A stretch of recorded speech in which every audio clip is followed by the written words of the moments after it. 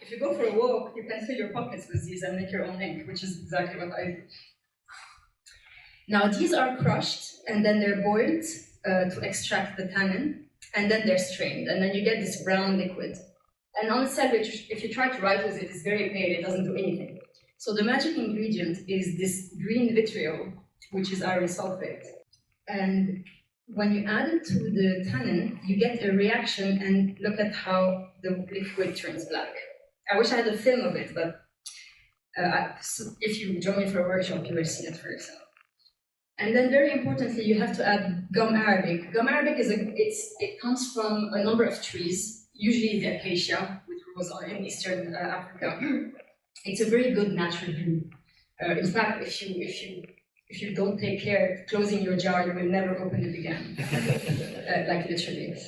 So, but it's important to add it. You cannot use, I mean, you can, but it will not give you a good result. You cannot use this ink without gum arabic because this adds viscosity. It adds surface tension. It means it will not, go into the paper. It makes it more easy to control, and it makes it more glossy, which is nice. But also, I think it protects the surface because if you know anything about donut ink, it's probably that it has a very bad rap because it eats paper. But my belief is that Western scribes who used it did not prepare it properly, or they used low quality ingredients, because the Qurans we have written in this have aged beautifully. I mean, true, they're written on vellum rather than paper, but they're very careful with the proportions, and also they add a lot of gum arabic, and that really, I think, preserves the surface. There's one more ingredient that is optional, but I do want to mention it, which is blue vitriol. And this will not give you black, but it's sometimes added in recipes, and I wondered why would I add this really unnecessary ingredient, and I think it is to stop the ink from molding, because this is an extraordinary antibacterial. If you add a little bit of an ink, you're fine, it will never mold. So it's also an important one. Now, gallnuts are not the only thing we can use. A lot of ingredients that are still today available. You can go into any spice market in the Middle East and pick these up. Pomegranate rinds, sumac, myrobalan. They are an Asian. They're kind of the Himalayan foothills equivalent of the oak gum, because oaks don't grow there. But these little clumps, which you see here dried, contain a lot of tannin, so that's what was used there. Sumac, it's a spice, but any part of the tree can be used. It is still used today to tan leather in the Middle East. And pomegranate rinds, it's used like donuts to make an infusion for stomach problems and things. So all these things exist in the food market, and these can be used to make black ink. So that was Hebr, or tannic ink. What about carbon ink? Carbon ink is the one we all know today. It's what if you've ever seen China ink, India ink, the basis is carbon. It is, strictly speaking, it is a paint. It's not an ink because it's not a solution. But the carbon is such a fine molecule that you can get away with writing with it. It can be used in calligraphy. And there are 3 ways to obtain this. So I'll go from the worst way is ash. Ash is you just burn something. It's very cheap, it's very easy, but of course it's not going to give you a really good black. And also it will be full of impurities that you have to sift out or pound out or whatnot. So this is like really the least favorite. Char is when you burn something in the absence of oxygen, so like charcoal, and it can be, there's a list of things. Waste products, like date pits and things like that would be burned and then pounded to make char. It's better, you get a nice black, but it will be full of stuff, again, that you have to sift out. The best one is soot, pure soot, and the way it's basically soot that is collected off the surface. So you burn usually an oil. It can be a vegetable oil, it can be a mineral oil. In fact, these texts, they mention pitch and crude oil because they could pick them off the ground at the time. It was just lying there. And you burn these, and they give this very, very fine smoke. And this is actually extremely easy to do at home. And so soot ink the best quality was essential for very fine work. So calligraphy, but also something called tokhil. Tokhil, it refers usually to putting eyeliner on your eyes, this very fine outlining thing. And it was used for outlining text, for instance, golden text, or if you've ever seen miniatures with incredibly fine details, you need soot for that, because it's the only one that is fine enough to give you these fine lines. Pretty much no other pigment can be this fine. So how do you go about it? So this is a very simple apparatus that I put together from an old tin. You just need a tin, you need with a lid. I improvised a bit of metal to lift the lid to leave some air. The air has to go in to feed the flame. And then I made a wick with cotton. And you use vegetable oil, so that you never want to use mineral oil for this. It's incredibly dangerous. Vegetable oil is the only thing safe to use with an open flame. So, and then the flame has to touch the lid, or at least the flame has to be super close to the lid to deposit a lot of soot. And once the lid has cooled down, you can see how much, it's surprising the amount you can collect, and you can just brush your stuff. And there you go. That's quite a lot of pigment to work with. You just mix it with gum water, and you're ready to go. And as you can see, because these are particles, this is the paint, and so it can be used in painting. It can be mixed with other colors, which you cannot do with gel knotting. Gel knotting has other properties. It's waterproof. It's very nice. I like it a lot more. This is very messy. I hate soot. It gets everywhere. But they both have their uses. So these are the two blacks. The next in the hierarchy is red. And the king of reds, which is what is you see painted here, is cinnabar. Cinnabar, you might know it under the name vermilion. Vermilion is just the synthetic version of cinnabar, but chemically they're the same. It is a mercury sulfide. So mercury plus sulfur combined together in a very dangerous way. But it is the best red. And the Arabs knew how to prepare it, so they used both versions, the natural and the mineral. And I have here, there is a very interesting recipe or method given by Al-Qalamusi to prepare it, and he explains how to melt together the sulfur and mercury over a low fire, and then there's a whole process. Yes, you put it in glass vials, you build a kiln especially for this, and he explains how to monitor the smoke before blocking the vials. And then there's this priceless piece of advice, which I have underlined in red, that says, word for word, and don't shake a vial as so many fools do. I think he's seen a few things. Now, finally, I've been researching some manuscripts here, and I accidentally came across this, where you can see how cinnabar can turn into black meta-cinnabar. And we don't exactly know why and how, what are the conditions to do this, but I found it very interesting that this came up, so I thought I would share this one. This is so the next best thing for cinnabar is minium, which is completely synthetic. I mean, it did very, very rare deposits exist, but they were quickly exhausted. So it is basically lead white that is heated at a certain temperature and it turns red. First it turns yellow, which is known as litharge, I think, and then eventually it turns red. So it's not terribly stable, but it's very bright. It's much cheaper than cinnabar. And it is a way to get orange as well. So this was popular.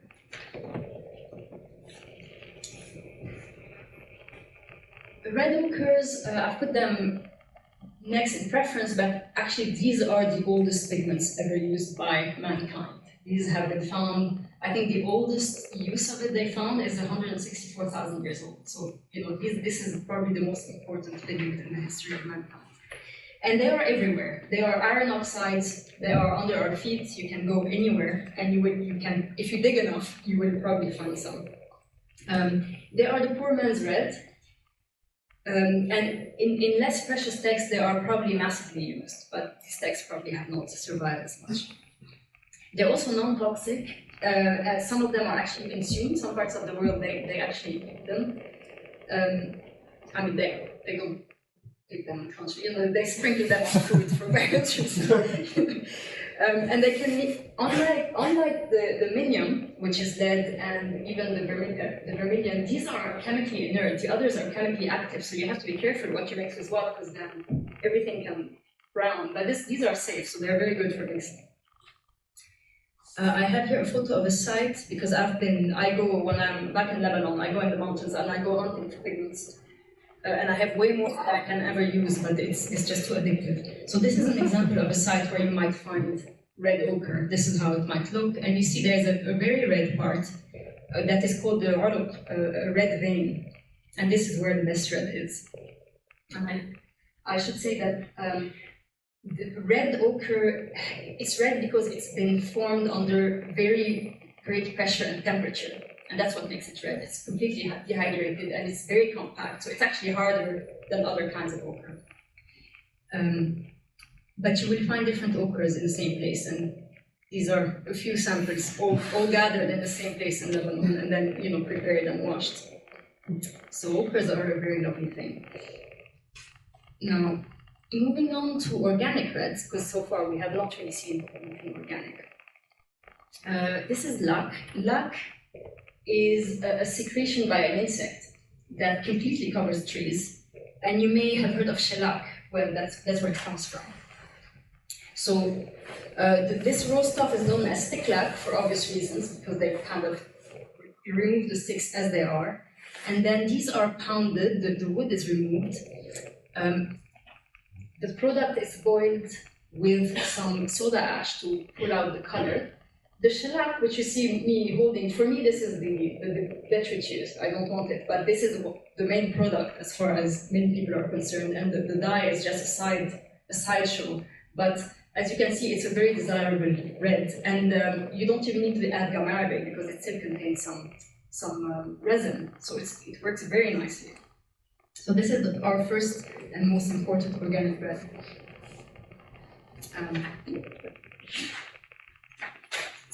A similar hue comes from wood, sappan wood, which in medieval Europe was known as Brazil wood.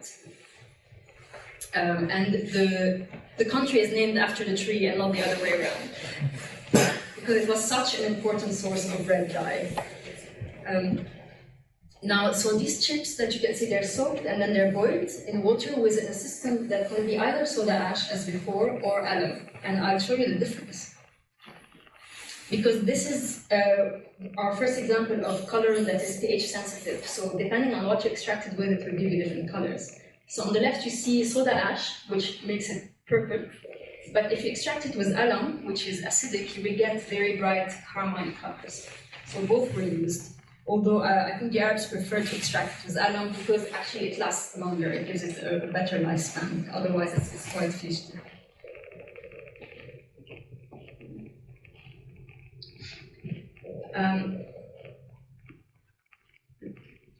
So this cardamom, which comes from the safflower, is the most interesting and precious among the reds. It's quite a different thing.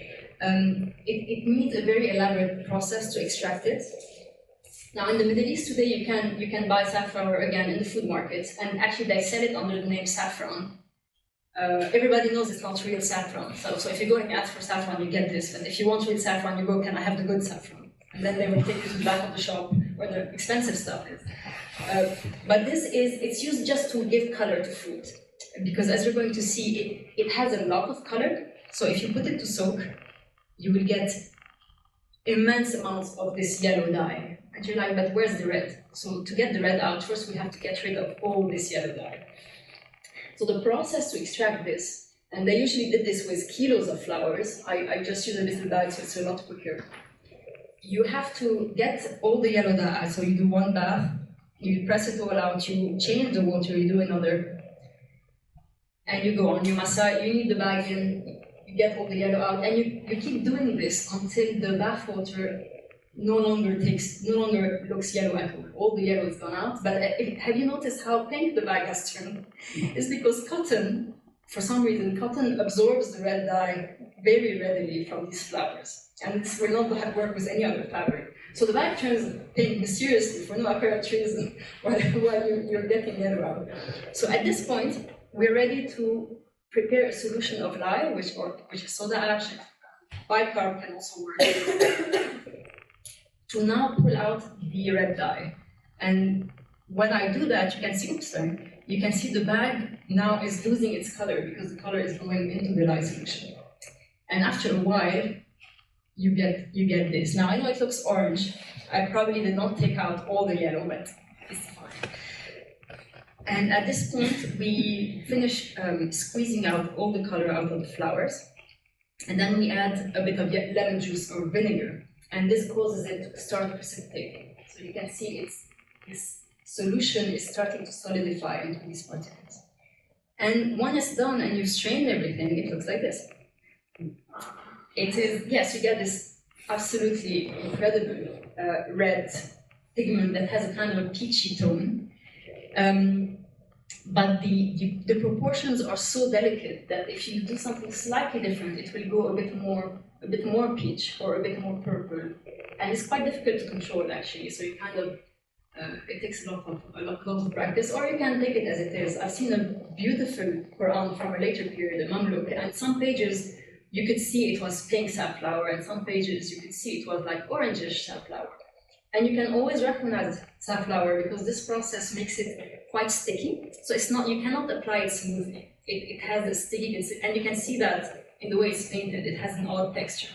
So if you see an odd texture, sadly I don't have photos of that manuscript because I couldn't take photos. You know it's safflower. It's very recognizable. Now these three, the organic ones, like I said, inks are transparent. So they were used to best effect by painting over gold, and then you would get a beautiful enamel effect. Now the top are my own swatches, but here you can see examples. Of course, the colors are a bit less bright because they are very old, but still, and also it's very difficult to photograph that effect. But you can imagine how the gold shines through the red. It doesn't shine through the blue because the blue is opaque, but through the red, it gives a very beautiful enamel effect.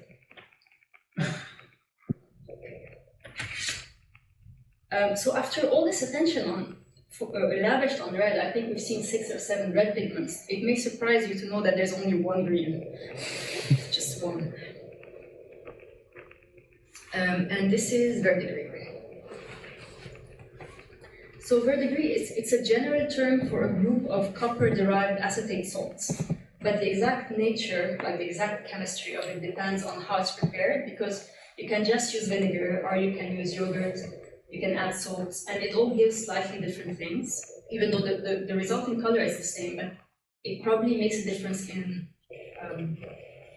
how stable it is. But right now, this has not been studied properly yet, so we don't really know.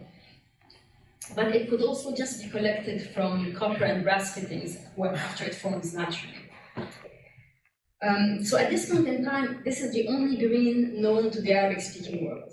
And it's only suitable for use as an ink. It's not, you cannot mix it with anything. Sometimes they tell you mix it with something. But it is really, it dissolves completely when you add water, so it doesn't have that consistency. It is a bit tricky. So anything else, any other use, if you want to paint in a manuscript, you would need to mix a yellow and a blue. So that's another thing. But this is incredibly simple to make. All you need is a yogurt pot and a piece of wire and a piece of copper. So this is a mini verdigris factory right there. So what you do is you hang the copper on the wire in this yogurt pot. You pour some hot vinegar over it. It shouldn't be immersed, the vinegar should be just under it. And then you close the lid and you forget about it. Within an hour, you will see green crystals forming on this. And you just leave it. And from time to time, you can just collect the crystals, brush them off, dry them, or you can wait until the whole thing has turned into verdigris. So it's very easy to make. But I have to say that this simple method is probably the least stable result. It's not going to give you a very good quality product. And verdigris it's the problem child of the pigments. I love it because the color is incredible. I love making it, and then I'm like, what am I going to do with it? For instance, this is, you see in this page from the 12th century, very beautiful Quran. It's full of green, as you can see, except you can't see it with the photo. So the page was full of green originally. Like if you see these little W shapes, which are shadda, they were all green. They're brown now because of the deterioration of the verdigris. And here's a reconstruction of what this page might have looked like before it went through the mill.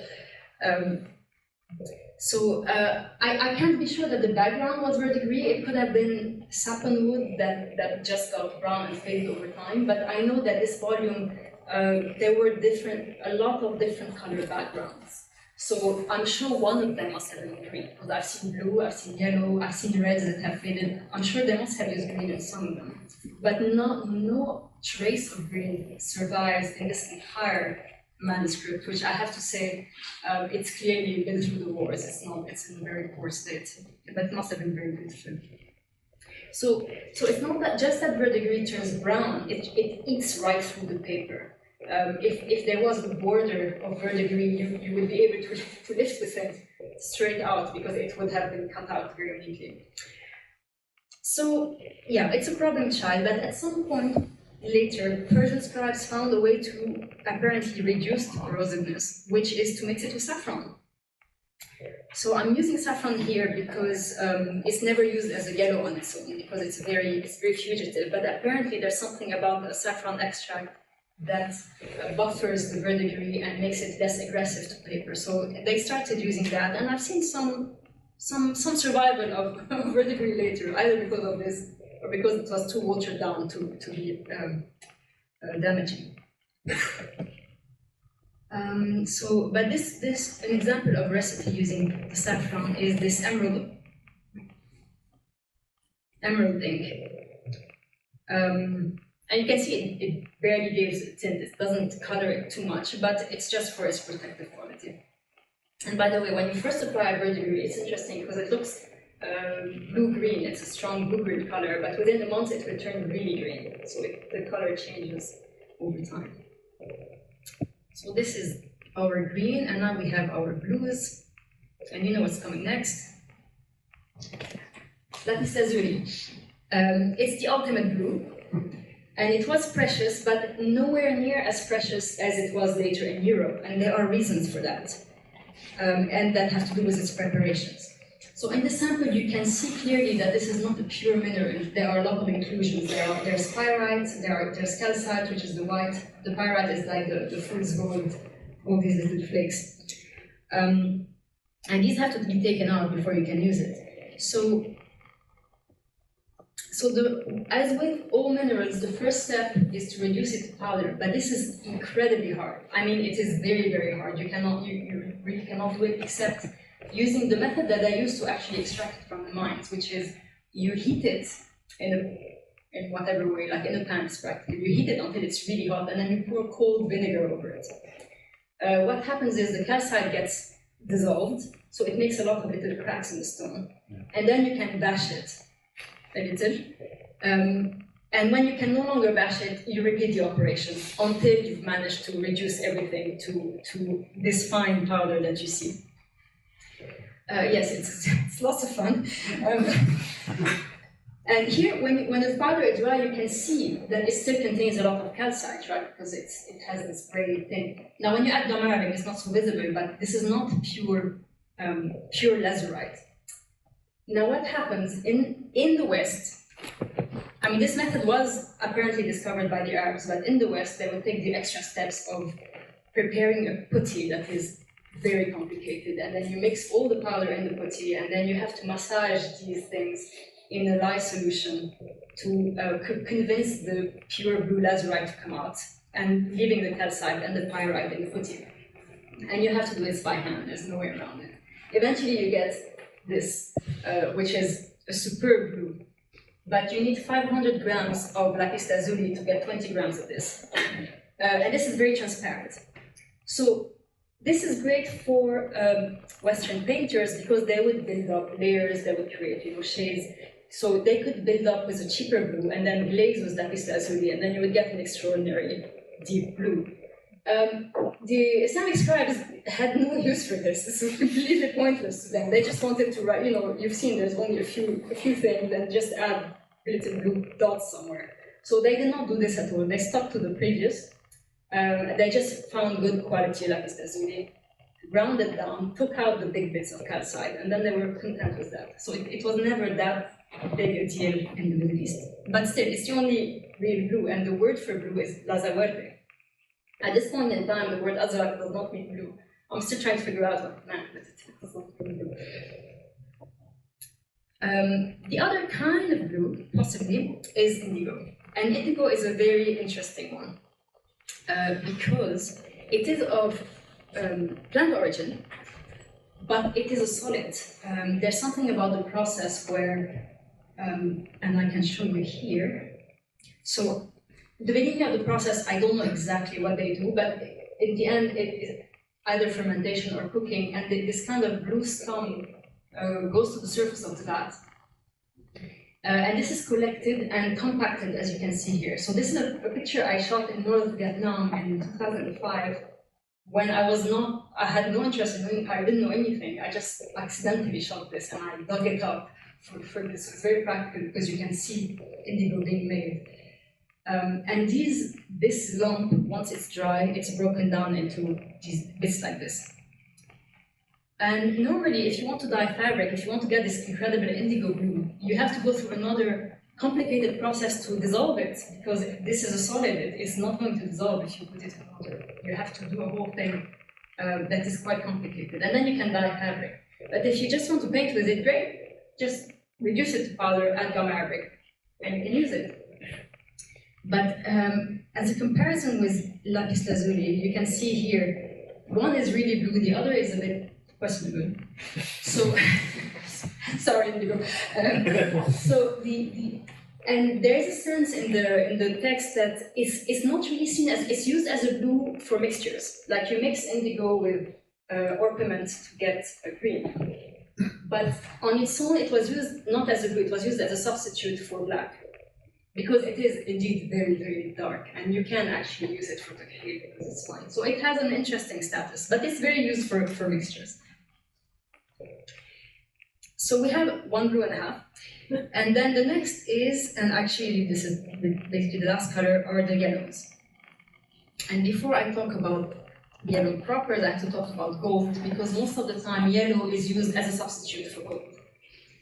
And gold was always used like this in the Islamic tradition, and they did not really use gold leaf except maybe for covers. But this is shell gold. I mean, shell gold is a Western thing, but the name shell gold is a Western thing, and they did not use seashells to keep it in the Arab world. But it's done in the same thing. It's gold is hammered down into fine leaves, or sometimes it's ground on a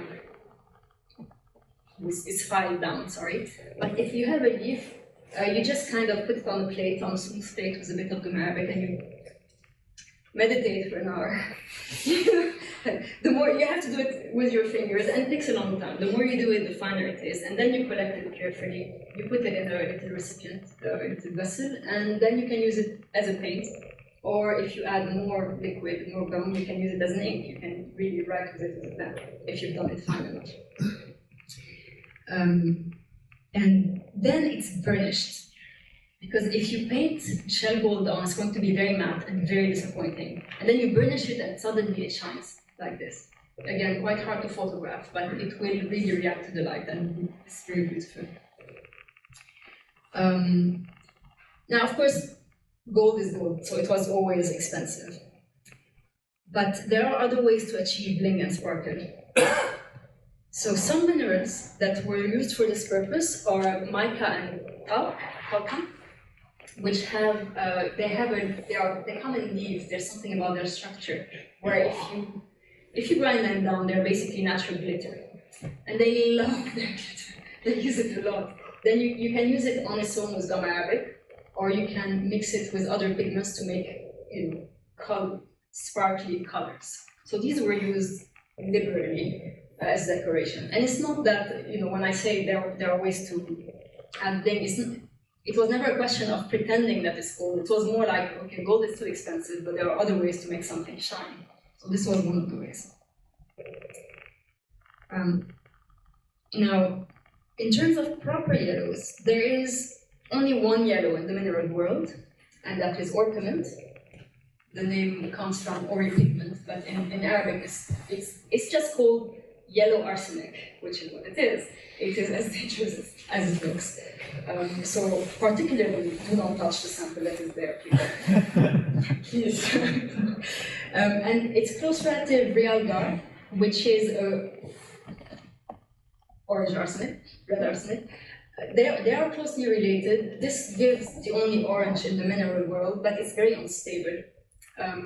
It turns yellow when exposed to light. Actually, I have a little jar that I keep in a drawer, and around the jar, it has turned yellow, so it doesn't even need light, it just turns yellow. So it's very unstable, and it's probably why it was not as used, but it is mentioned in some recipes. So whenever we see yellow dots in manuscripts, it's always orpiment, there isn't really anything else, except sometimes, probably again, a budget solution was yellow ochres.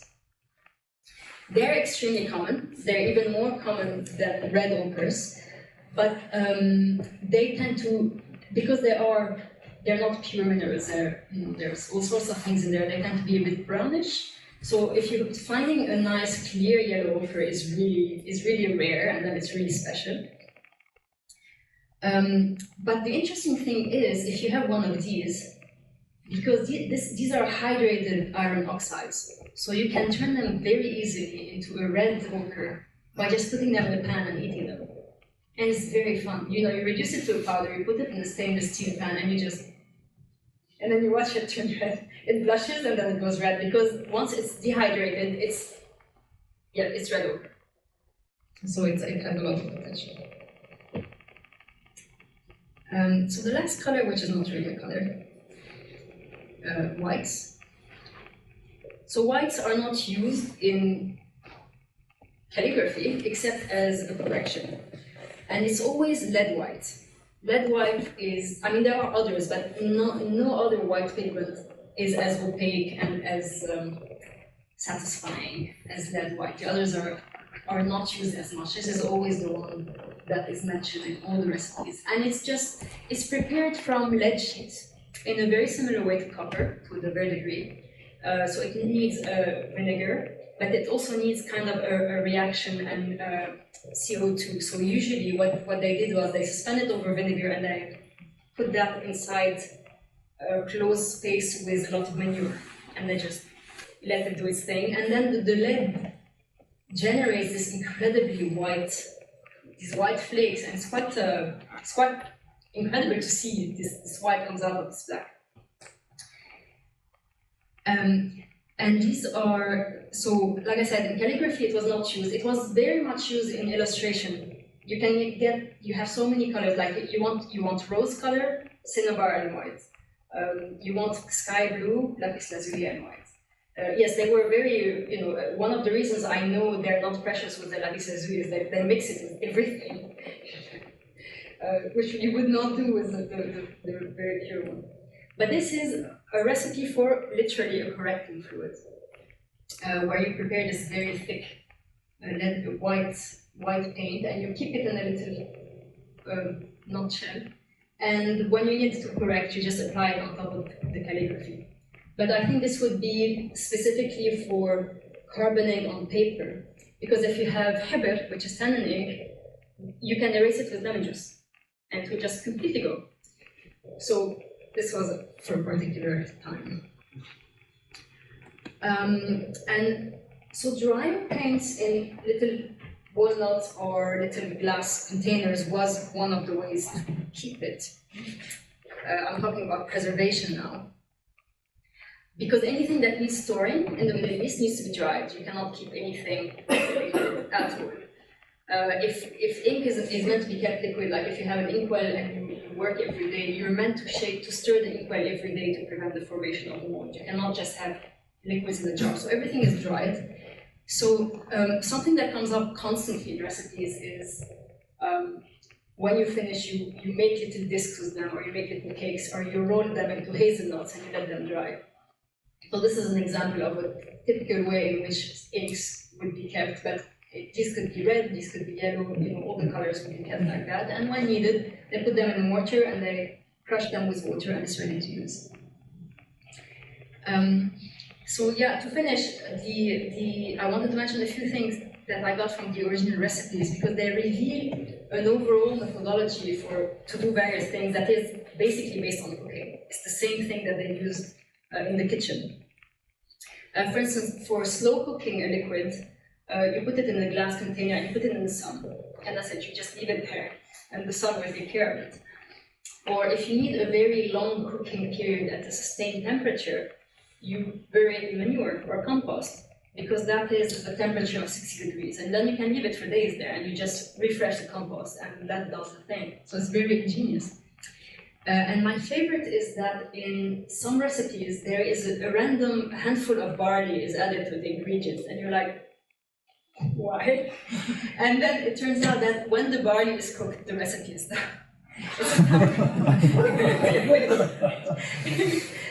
There ain't no watches, no problem. So this was an overview, and I wanted to leave time for questions.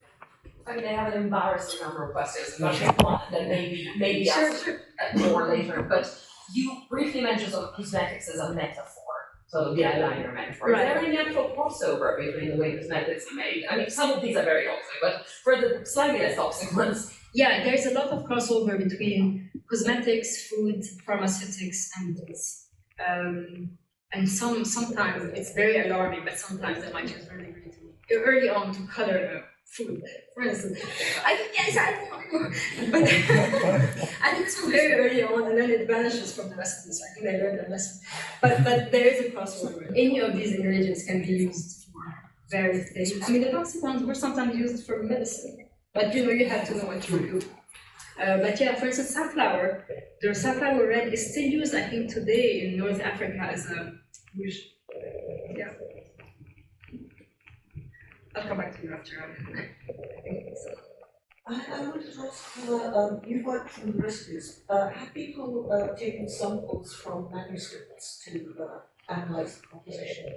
They're doing spectrographic analysis, which is less invasive than taking samples.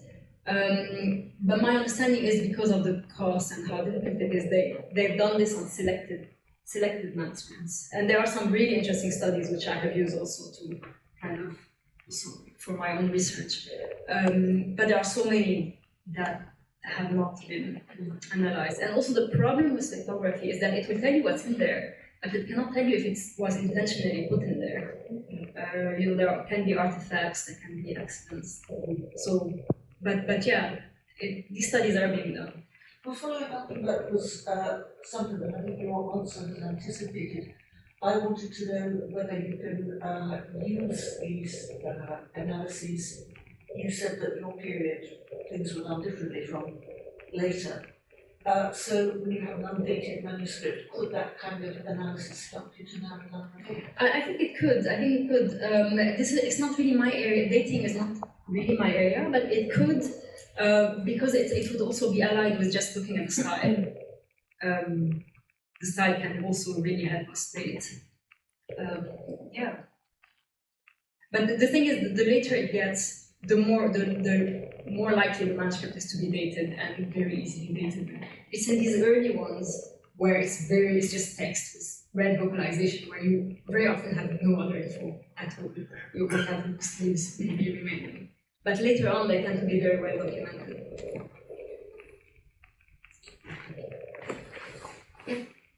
Thank you. Two questions. So one is, was it common to also color the page in the case of paper? For example, in the West, there are some codices in purple. I've seen a Timurid Quran in ink paper, which has been colored every page in a different color. Is it common to color the page for luxury codices? In this period, the only example I know is the Blue Quran, which is extraordinary. But At that time, they were still writing on vellum, and dyeing vellum is complicated because it has to be still stretched when you do it, otherwise it just curls up. I know because I've tried. I made a reproduction of a page of the book on vellum, dyed indigo in my bathtub, and let me tell you, I'm never doing this again. But so it wasn't as common then, but later, and I think mostly in the East, where they were inspired from Chinese papers, and they started going crazy with the dyeing. Yeah, but that's later, and not really in the Kufic kind of calligraphy period. And the second question is the color element the same that would have been used as textiles? I'm thinking about, for example, in the West, we would use alum to as a gluer. And would it be the same on paper? Do you need alum, or can you just use gamma-ray? You don't need alum with any of the minerals at all. But for instance, if you sappanwood was always extracted with alum to get this good color, but also because the presence of alum in it will keep its color much longer. And I didn't show a slide of it without alum, but it's just brown. And it turns brown very quickly without it. So anytime you're dealing with plant-based colors, alum is very, very important for their longevity. It gives them a mineral substrate to hang on to. So in that sense, yes. But or if you want to dye paper, more than doing it with alum first is highly recommended. It makes a big difference. But I don't know if they did that. I don't know. We don't know a lot about paper. There's not a lot of written sources. Thank you so much. I'm curious because the only thing I can ever understand is language. The etymologies of a lot of the things, Middle Persian, I was going to say. And has there been a lot of study on the sort of connection between the pre-Islamic book arts of sort of the greater Iranian world and those of the early Islamic period? And were people aware of the fact of where these pigments and the technologies to extract them came from in your texts? Well, they most of them definitely came from the East. They came from India, from China, from Afghanistan via the Persian world. And this is why all the names are basically Persian. But they did not necessarily come as art materials. They came as medicine, as foodstuff, as dyestuffs, because dyeing textile was always bigger in a way. But the ingredients came from there. The scribal tradition was more local because there were, already a lot of book arts happening in that area when the Quran started taking shape. So it's a mix of things. And sometimes in the text they say like, the best, get the midad, so get the charcoal from Persia, it's the best quality, or get this red ochre from Fez, or they know where the things come from, they know where they should come from. Yeah, sometimes yes. Sometimes even for the vitriols, like get Byzantine vitriol, or get this, like the one that is as blue as lapis lazuli. They kind of they definitely had this awareness, and they were trading with like crazy. I was just wondering about that wonderful slide you had saying don't shake up the mixture, or, like you provided. I mean, how did this incredibly sort of practical information generally get relayed from one generation to the next? I mean, was it by apprenticeships, or were there sort of workshops, kind of hubs where people would pass this information to each other, or are there texts like that? There's not a lot of information, but I suspect workshops was definitely the thing, because it would be kept going and going. And a few authors who were, very literate people have sat down and written all they knew on the subject. I mean, Al-Razi is a famous physician and chemist. And then one day he just sat down and wrote a little book about how to make inks. And then he wrote a little one about how to play chess. And very random. His Saturday night. And the same, Al-Faralusi, who wrote this incredibly detailed book, when I tried to find out who he was this jurist. He wasn't even a scribe, I don't know. But so you have these famous people who sit down and write these really they put down all this knowledge. And clearly he had some experience in it. But I think most of the crafts would have had to be passed down in workshops through experience, because some of the stuff, for instance, one of the reasons why these have not been, when they have been edited, it's been done very badly. And when they have been translated, it's been a catastrophe. It's because, it's because not all, a lot of info is implied. It's implied that you are actually already know this. So, you know, they might tell you, add 20 grams of gallnut and then water and bitumen, and you're like, how much? you know, they give like one quantity and they don't bother giving you the rest, and that's, you're supposed to just know. So I would definitely say workshops, just people doing and learning from doing, and not even, never, I really don't think this was intellectualized or put down except during our occasion. Yeah. You should go for translation. I am doing translations. Yeah, I have completed 2 translations, and I'm hoping to, at some point, find the time to continue the biggest one, which I have started, but it's much more complicated. But yes, I mean, they are available on the website. Yeah, thank you so much. And speaking about workshops, I wonder, they seem really labor intensive, so you have all these different paints to make them to produce the final script. So was it multiple people working on a single project? Was it Definitely. Oh, definitely. You, depending on the budget involved, you could have 1 person or you can have 10 people. You know, the division of labor could be extreme. Like you have 1 person for the calligraphy, 1 person who comes after and puts all the vocalizations, 1 person for the borders. You know, it could, 1 person for the takhid around the letters. So it depends, but definitely it was not. It was very rarely done by 1 person. I've seen one example. It wasn't the Quran. It was a commentary of the Quran. It's in the British Library. It's my favorite manuscript ever. That was clearly a very low budget. So it was all on the calligrapher. This one guy, like, look, Mahmoud, you're the only one we can pay, so just do your thing. And Mahmoud was what? Literally, I've never seen such decorative calligraphy.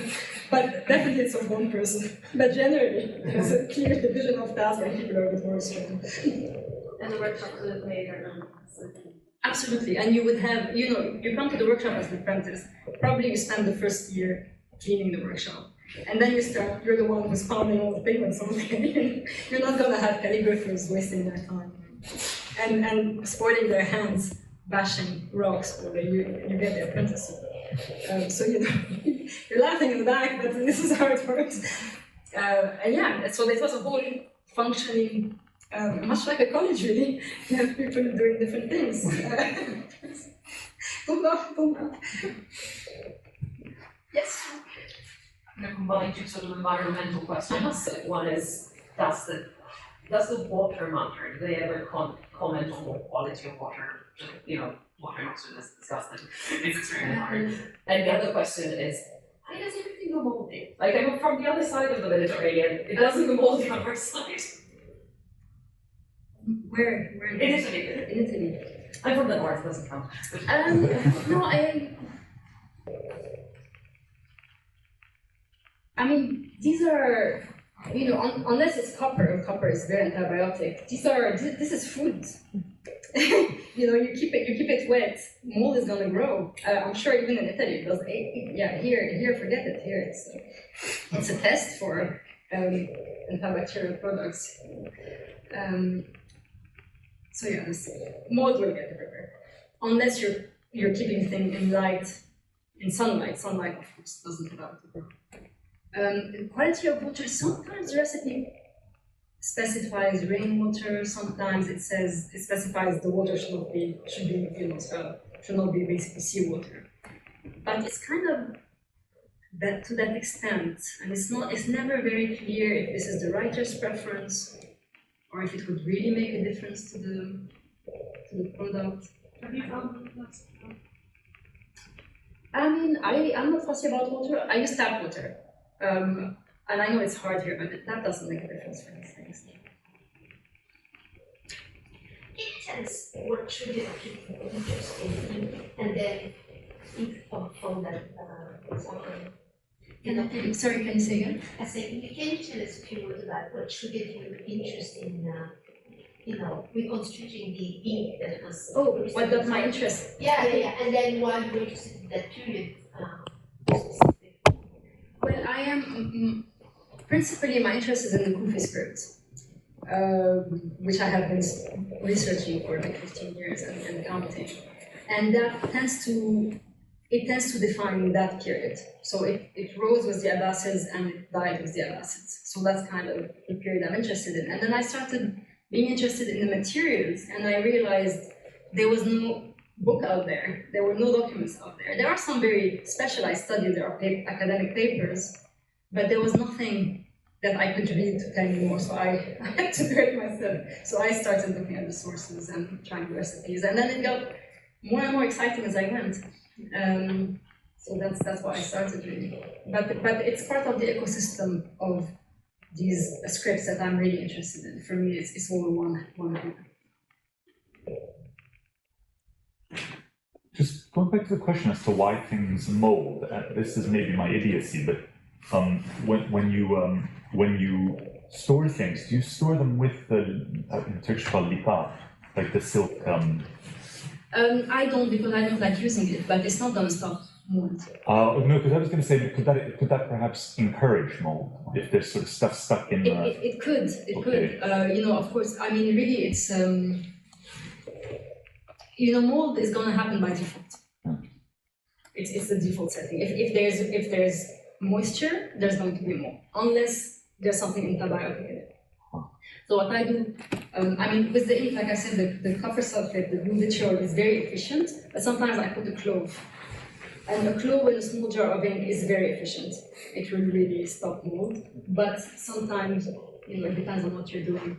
But it's like if you even like the watercolors you buy in a shop, there is an antibacterial in them, so that if you leave them or in the tube, they're not going to mold. But if you prepare your own and you put them away before they're fully dry, they're gonna, it's kind of the reality. I mean, it's the same with foods. If you I love this, thank you so much. I really enjoyed that mention of do not shake stuff because it's going to explode, which suggests that a lot of things were exploding all over the place. And I wonder, you presented this wonderful story of different colors and how to prepare them. How did people actually, do we know anything about how they went about experimenting, how they even arrived at these recipes? Presumably some maybe came as a sort of byproduct of other kind of trade, but are there books about how they actually organized this work of finding colors? There aren't books, there are very few text sources, but it's almost certain, a lot of them come from an earlier tradition. They were reading the Greeks, and we know of Greek books that describe their methods, and then of course the Arabs took them and elaborated them, and also these are, this is alchemy, and a lot of these were discovered through alchemy, and sometimes some of the recipes they use alchemical apparatus, not in the fantasy alchemy kind of, just as a chemistry experiment. We have distilled inks going through an alembic so they were, and it's probably why Al-Razi wrote his book, because he was an alchemist, and he discovered, he wrote the first, I think, a very important book about, he created a whole system for this early practice of chemistry, and I'm sure that created, by accident, some things, because, the tannic reaction is chemistry. The extraction of color using an alkali or an acid is chemistry. All this is applied chemistry. Some of it is applied physics. So, and they were very good at that. So I think we can safely assume some of this stuff came through that. But we don't have, that I know of, any account of this was discovered this way. Sadly, people did not write down enough.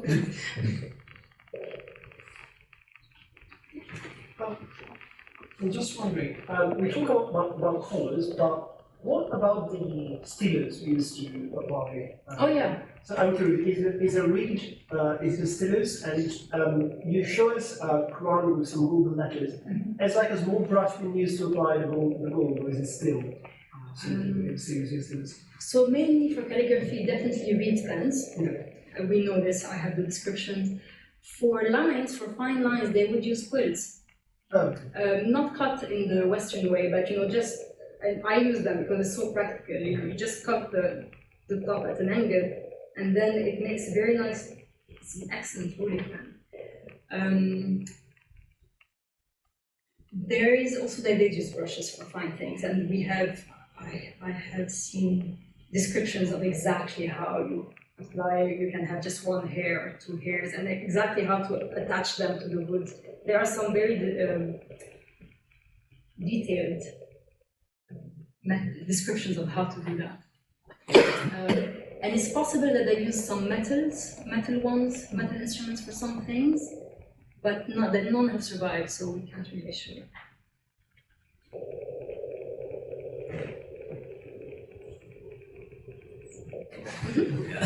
Hi, Joumana. I just wanted to ask about these colors and stuff. Could they be used in a lot of, for example, architecture and buildings, and how could they be then applied, or is it something else entirely? A couple of things similar here. How would they go about coloring that? Yeah, they would, because there's only so many minerals in the world.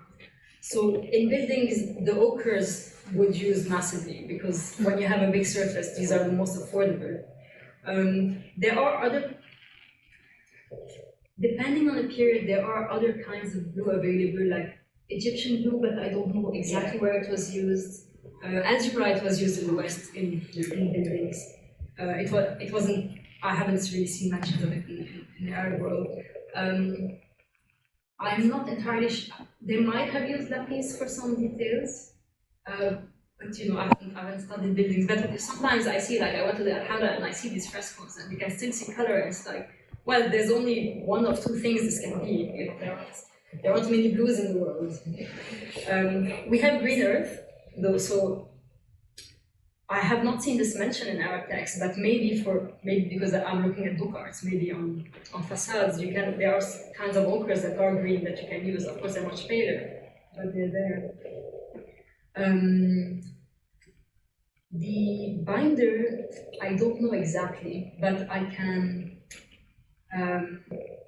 I know that in Lebanon, in much later period, like Mamluk period, they would use a mixture of pine resin and egg, I think, to fix pigments to architecture. So possibly something like that. But this would have to be, you have to kind of look at what did they do for architecture, and I really focused on wood arts.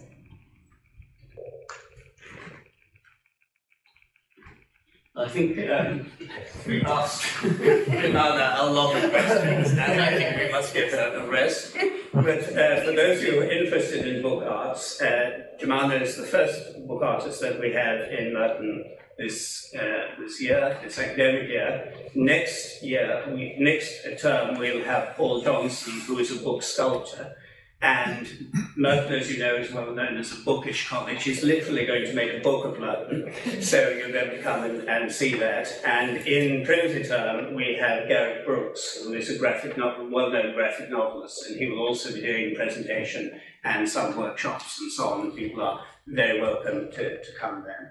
We have, I hope, a reception outside now. Last time I said this, they had nothing outside waiting for them, but I hope we have a reception outside. But could I ask you to give a very big vote of thanks to Joumana, both for this wonderful presentation and also for the huge amount of information she's just given us in this Q&A.